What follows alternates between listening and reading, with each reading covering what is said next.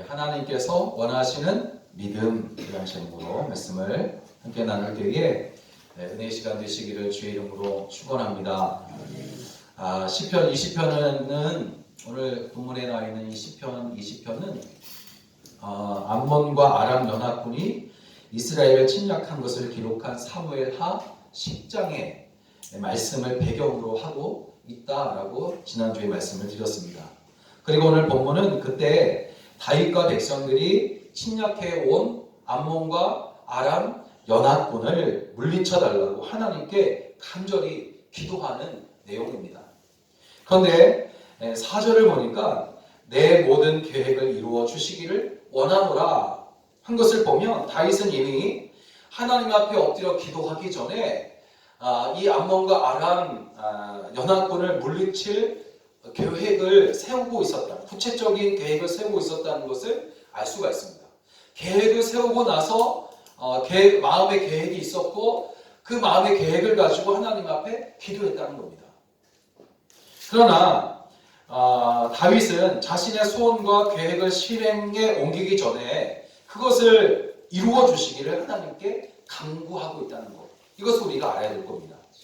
이것은 이미 마음의 계획을 세워 놓았지만 그것을 이루어 주시는 분은 내가 아니라 하나님이다 라는 사실을 고백하는 것입니다.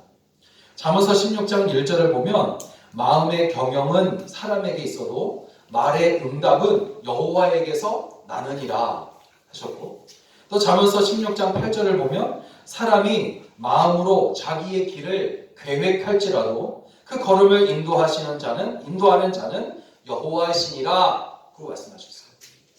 여러분, 마음의 소원과 계획을 이루는 것은 사람이 아닙니다. 사람이 소원하며 계획할 수는 있겠지만 그것을 이루시는 분은 하나님이시라는 것입니다. 사람에게 아무리 강한 의지가 있고 또 힘이 있고 능력이 있으며 권세가 있어도 하나님께서 이루어 주시지 않으시면 아무것도 이룰 수가 없다는 것이에요. 더욱이 절대적인 권력을 가지고 있는 왕이라 할지라도 하나님이 이루어 주시지 아니하시면 아무것도 할 수 없다는 것입니다. 다윗의 일생의 간절한 소원은 무엇이었냐면 자신의 손으로 하나님의 성전을 건축하는 것이었어요. 너무나 그것을 사모했습니다. 그렇지만 하나님께서 그 소원을 허락하지 않으시니까 성전 건축 계획을 미련 없이 포기합니다. 왜냐하면 하나님의 허락이 없이는 아무것도 이룰 수 없다는 것을 그는 이미 알고 있었기 때문이에요. 그래서 아무리 자신의 마음에 성전을 건축하고자 하는 그런 간절한 소원이 있음에도 불구하고 하나님께서 허락하지 않으심으로 포기하는 거예요. 하나님이 이루시지 않으면 아무것도 할 수 없기 때문인 것을 알고 있기 때문이에요. 여러분 기억하시길 바랍니다. 사람들의 계획이 완벽하고 그것을 이루고자 하는 어떤 의지가 강력한데 이루지 못하고 실패한다거나 전혀 예상하지 못한 길로 가는 그런 일이 발생하는 이유는 하나님께서 그 일을 원하지 않으시거나 또 더 좋은 길로 인도하시고자 하시는 하나님의 그런 섭리 계획하심이 있기 때문인 줄로 믿습니다. 이런 이 세상의 모든 일은 하나님의 주권 밖에 있는 일은 아무것도 없단 말이에요.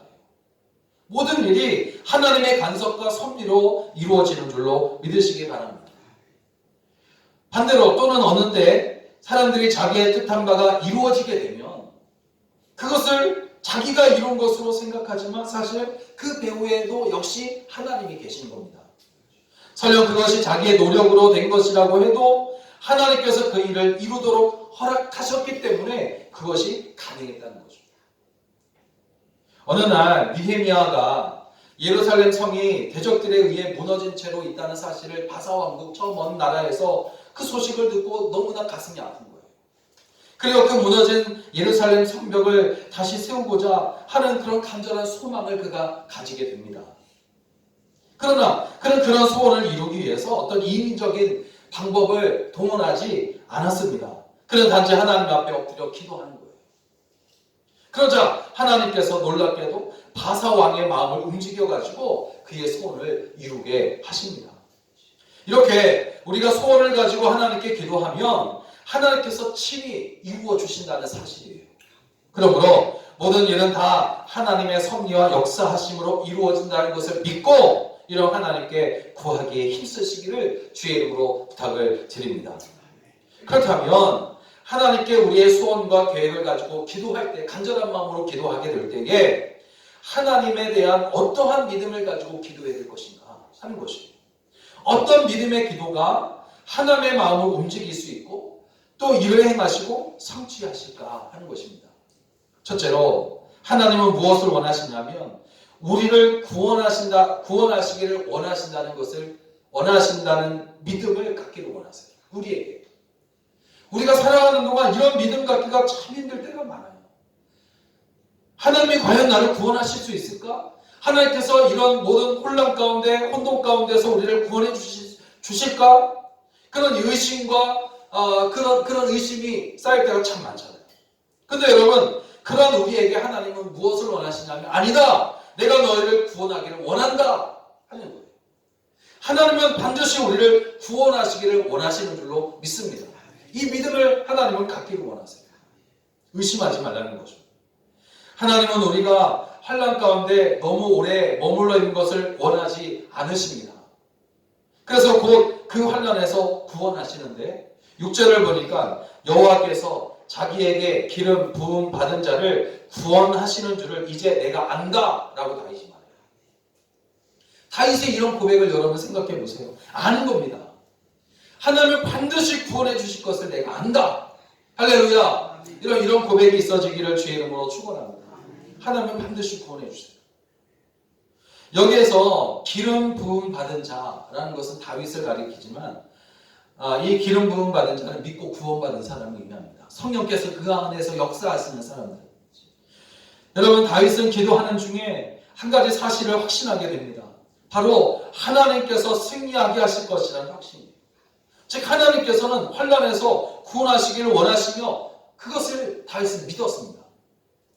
하나님으로부터 기름 부음을 받았다는 것은 곧 하나님께서 책임지신다라는 것인데 때문에 기름 부음을 받은 자가 망하게 되면 어떻게 되겠어요? 하나님의 신실하심에 치명적인 문제가 생길 겁니다.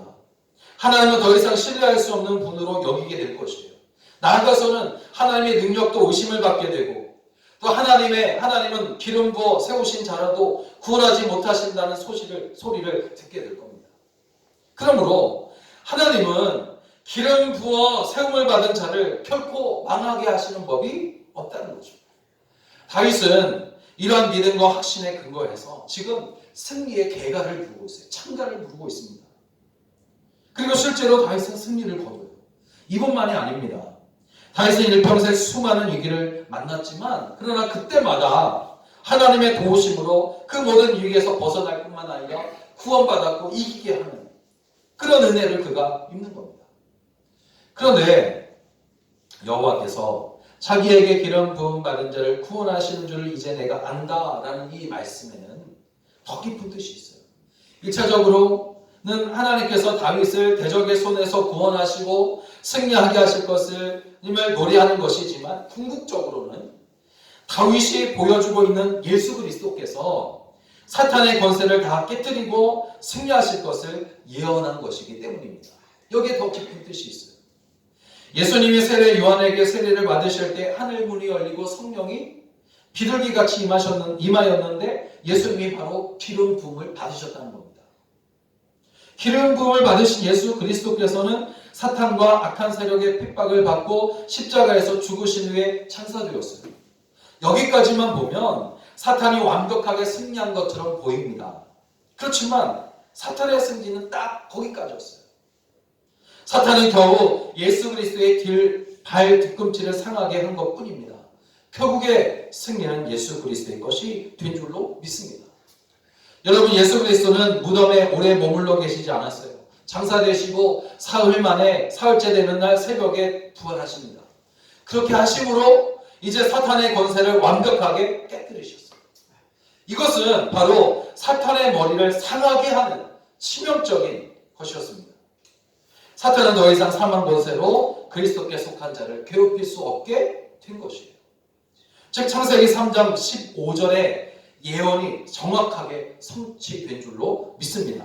뭐라고 말씀하시냐면 내가 너로 여자의 원수가 되게 하고 내 원수도 여자의 후손과 원수가 되게 하리니 여자의 후손은 내 머리를 상하게 할 것이요 너는 그의 발꿈치를 상하게 할 것이다.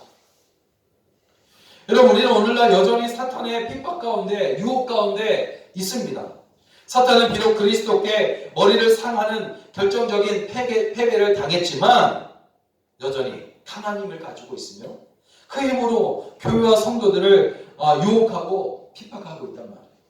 때문에 성도들이 때로는 실패하는 것처럼 보이는 환난에 처하기는 하지만 그리스도 예수 안에 있는 성도들, 다시 말하면 기름 부음을 받은 사람들, 믿고 구원받아 성령의 충만함을 가지고 살아가는 사람들을 어떻게 할 수는 없는 줄로 믿으시기 바랍니다. 더욱이 우리 성도들은 성령의 기름 부음을 받은 사람들입니다. 그러므로 하나님께서 책임져 주시고 모든 환난에서 구원하시기를 원하시며 친히 보호해 주시는 줄로 믿습니다. 여러분 이 사실을 믿으시길 바랍니다. 그래서 세상에 어떤 위기와 환난을 만나도 여러분 결코 두려워하지 마시고 담대할 수 있기를 주님의 이름으로 축원합니다. 둘째, 하나님은 어떤 믿음을 우리에게 원하시냐면 우리를 위해 능력 행하신다는 사실을 믿기를 원하세요. 하나님 우리에게 능력 행하시는 거예요. 우리는 때로 이런 생각을 합니다. 하나님이 이것은 할 수 있고 이것은 할 수 없는 분이다. 이것만은 하나님 하실 수 없을 거라 난 생각된다. 라고 생각하면서 그렇게 살아갈 때가 참 많아요. 그러나 여러분 하나님은 능치 못할 것이 없으신 하나님이신 줄로 믿습니다. 그리고 그 능치 못하실 그 능력을 우리에게 행하시는 것을 원하시고 또 행하는 것을 기뻐하시는 우리 하나님이시다는 것이에요. 그러면 이 사실을 하나님은 믿기를 원하세요. 7절을 보니까 이스라엘의 대적들은 병거와 혹은 말을 의지한다 그렇게 말하고 있어요. 여기서 병거나 말은 군사력을 의미합니다. 사람을 의지하고 세상을 의지하는 것을 말해요. 사람들은 이런 것들을 의지하며 내가 이만큼 가지고 있다고, 내가 병거를 이렇게 많이 가지고 있다고, 이런 힘을 가지고 있다고 자랑하며 영광스럽게 생각해요. 반면 성도들은 어떻습니까? 오직 여호와 하나님의 이름을 자랑하는 거예요. 7절을 보니까 우리는 여호와 우리 하나님의 이름을 자랑하리로다. 여러분 하나님의 이름은 이제 이름 자체를 의미하는 것이 아니라 이 하나님의 이름이라고 할 때 여기에서의 의미는 하나님의 능력을 의미합니다. 하나님의 능력 행하심을 의미해요. 그러므로 이 고백은 곧 하나님만이 우리의 능력이라는 고백인 줄로 믿습니다. 이렇게 전쟁에 임하는 대적들과 믿는 자들의 태도가 완전하게 대조되고 있어요. 여러분 대적들이 보기에 전쟁 준비는 하지 않고 하나님만 의지하고 있는 이스라엘의 태도가 얼마나 우습게 보이겠습니까? 아람과 암몬 연합군은 자기들의 군사력만으로는 승리를 장담할 수 없어서 암몬은 아람에게 도움을 받았어요. 연합을 했단 말이에요. 그들에게는 뛰어난 병거 부대도 있고 기병대도 있습니다. 말도 있습니다. 그에 비하면 이스라엘에는 연합군과 싸울 만한 그런 힘이 없고 적보다 뛰어난 무기도 없는 거예요. 말도 없습니다. 병거도 없어요. 이스라엘은 오직 우리는 여호와 우리 하나님의 이름을 자랑하리로다 외쳤을 뿐이에요. 대적들이 이것을 볼 때 얼마나 어리석고 터무니없는 행동이겠습니까? 적어도 전쟁을 하려면 대등한 어떤 군사들과 무기를 준비해야 하지 않습니까? 그런데도 이스라엘은 아무런 대책도 없이 오직 여호와 하나님의 이름을 의지하여 전쟁을 하고 승리를 거두겠다고 자신 있게 외치고 있으니 인간적으로 보면 얼마나 무모한 일을 벌이고 있느냐 하는 거죠. 그러나 다윗은 8절에서 이런 확신을 또 가져요. 어떤 확신입니까? 그들은 비틀거리며 엎드러지고 우리는 일어나 바로 서도다. 할렐루야. 이런 고백을 해요. 군사력과 강한 무기를 가지고 온 그들은 오히려 엎드러지고 하나님을 의지하고 있는 우리는 일어나 바로 서게 될 것이다. 여러분 사람의 시선으로 볼 때 우리 오직 하나님의 이름만을 의지하여 전쟁을 하겠다는 것은 참으로 어리석어 보입니다. 무모한 일이 아닐 수 없어요. 그러나 성경은 모든 전쟁은 하나님께 속하였다라고 선언하고 있어요. 즉 전쟁은 세상의 힘으로 하는 것이 아니라는 말입니다. 물론 하나님의 간섭하심이 없다면 하나님의 간섭하심이 없다면 전쟁은 우수한 군사력과 탁월한 전술에 의해 승리가 좌우될 것입니다. 그러나 모든 전쟁은 하나님의 간섭에 의해 승리가 좌우되는 거예요. 그래서 여러분 전혀 의외의 결과가 나올 수 있는 것이 바로 전쟁입니다. 승리할 수 없을 것 같은 쪽이 또 승리를 거두기도 한단 말이에요. 여러분 출애굽한 이스라엘이 군사력이 아주 우수해서 가나안 땅을 정복할 수 있었느냐? 그렇지 않잖아요. 이스라엘은 가나안 족속에 비해 메뚜기와 같았어요. 모든 족속보다 가장 작은 족속이었습니다. 그들은 이스라엘은 자기 자신들을 향하여 우리는 벌레와도 같다라고 말해요. 다윗과 같은 사람. 그래서 이제 10명의 정탐꾼, 12명의 정탐꾼들 중에 10명의 정탐꾼들의 말을 들은 이스라엘은 하나님을 배반하고 우리가 애굽으로 다시 돌아가겠다. 그렇게 말했다가 모두가 다 광야에서 죽고 말아요. 반면 여호수아와 갈렙과 출애굽 2세대들은 하나님을 의지했기 때문에 가나안 족속과 싸워 그 땅을 정복하게 된 줄로 믿습니다. 그들은 그저 성 주위를 돌았을 뿐인데 견고한 여리고성이 무너진 거예요. 인간적으로 보면 다윗은 골리앗의 상대가 되지 않습니다. 골리앗은 역사적인 기록을 이렇게 살펴보면 2m 90이나 되는 거예요. 3m에 가까운 거인입니다. 다윗은 어린 목동에 불과했어요. 그는 갑옷도 입지 않았고 칼도 들지 않았어요. 너무 커가지고 무겁고 오직 손에는 물매만 들려 있을 뿐이었습니다. 그에 반하여 골리앗은 거인이었어요. 갑옷도 입었습니다. 칼과 단창으로 무장했습니다. 하지만 골리앗은 다윗 앞에서 굽어 엎드러지고 다윗은 그의 시체를 밟고 바로 서게 되는 결과를 낳게 되는데 어떻게 이러한 일이 일어났냐? 다윗이 하나님의 이름을 의지하고 나아가기 때문인 줄로 믿습니다. 이렇게 하나님의 이름을 의지한다는 것은 세상의 그 어떤 강력한 것을 의지하는 것보다 강력한 능력이 되는 줄로 믿으시기 바랍니다. 여러분 세상 사람들은 인간적인 힘을 자랑하고 의지해요. 그러나 우리는 하나님의 이름을 의지해야 합니다. 그렇게 마음먹는 것은 결코 어리석은 일이 아니란 말이에요. 오히려 가장 확실한 힘과 능력을 덧입는 일인 줄로 믿습니다. 세상에 하나님보다 강한 것은 아무것도 없습니다. 세상의 모든 일들이 하나님의 섭리에 의해 움직입니다. 무슨 일을 만나든지 오직 하나님의 이름을 자랑하겠다고 여러분 다짐하십시오. 이것은 세상에서 살아가고 있는 우리에게 하나님께서 원하시는 것이에요. 큰 일이 일어날수록 하나님은 더 낮은 무릎으로 간구하기를 원하십니다. 세상 사람들이 볼 때 어리석어 보일지라도 하나님을 의지하는 자는 결국 승리하게 되는 줄로 믿으시기 바랍니다. 마지막으로 하나님께서 우리에게 원하시는 것, 그것은 바로 하나님께서 반드시 우리를 일으켜 주실 것이다 하는 이런 믿음 갖기를 원하십니다. 하나님은 나를 일으켜 주실 거다. 하나님은 일으켜 주신다. 이런 8절을 보니까 그들은 비틀거리며 엎드러지고 우리는 일어나 바로 서도다. 대적들이 지금은 교만과 오만한 모습으로 목에 힘을 주며 일어서 있지만 나중에는 상황이 역전돼가지고 그들은 오히려 비틀거리다가 엎드러지게 될 것이며 반면 하나님의 백성은 지금 아무런 힘도 없어 엎드러져 있는 것 같지만 나중에는 바로 일어서게 될 것이라는 그런 믿음의 고백이에요. 이런 고백 크게 되시기를 주의 이름으로 축복합니다. 이스라엘을 침략한 아람과 암몬 연합군은 자신들의 군사력을 믿고 당당하고 있어요. 그들은 이미 승리를 거둔 것이나 다름없다고 하면서 착각하며 오만에 떨고 있습니다. 그들이 그렇게 자신감을 가지고 있었던 것은 자신들의 위에 이스라엘은 형편없어 보였기 때문입니다. 그들의 눈에 보이는 이스라엘은 벌벌 떨며 지금 엎드러져 있는 것처럼 보였단 말이에요. 그렇지만 그런 게 아니에요. 하나님의 백성은 절망하여 엎드러져 있는 것이 아니었습니다. 무서워서 엎드린 것이 아니라 하나님께 기도하려고 엎드린 것이에요.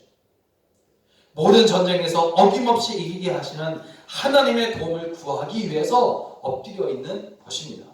때문에 다윗은 하나님의 도우심으로 장차 현재의 상황이 완전히 역전될 것임을 확신에 찬 가사로 노래하고 있는 거예요. 결국 사무엘하 10장의 기록을 보면 암몬과 아랍 연합군이 하나님의 이름을 의지하여 나아가는 이스라엘 군대 앞에서 꼬꾸라졌어요. 엎드러지고 맙니다. 여러분, 바로 이것이에요. 어려운 일 앞에서 성도들은 세상 사람들이 볼 때에 무서워서 엎드러져 있는 것 같아도 그것은 무섭기 때문이 아니라 일으켜주실 주님 앞에 겸손히 엎드린 것입니다. 결국에는 일어서게 될 것이라는 믿음으로 엎드리는 거예요. 우리의 왕이신 예수 그리스도께서 다시 오시는 날 우리는 엎드린 그 자리에서 다시 일어나게 될 줄로 믿습니다.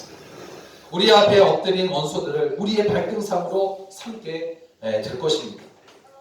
여러분, 이 땅에서의 우리 성도들의 삶은 고난의 삶입니다. 세상 공중권세 잡은 자가 성도들을 기뻐하지 않기 때문이에요. 그러나 성도의 삶은 역정성을 일궈내는 삶이라는 것을 반드시 기억하시기를 주의 이름으로 부탁을 드립니다. 현재는 질 것 같고 소망이 보이지 않는 것 같으나 성도는 다시 일어서게 됩니다. 이를 이루기 위해서 필요한 것이 바로 믿음이고 또 이루어질 것을 기다리며 인내하는 것이에요. 우리는 그리스도를 믿는 믿음이 없으면 다시 일어설 수 없어요. 또한 인내가 없어도 다시 일어설 수 없습니다. 하나님을 믿지 못하고 현재의 고난이 힘겨워서 믿음을 포기하고 좌우의 죄에게 굴복하게 되면 우리는 영원히 죄의 종이 되며 죄와 함께 망하게 될 수밖에 없어요.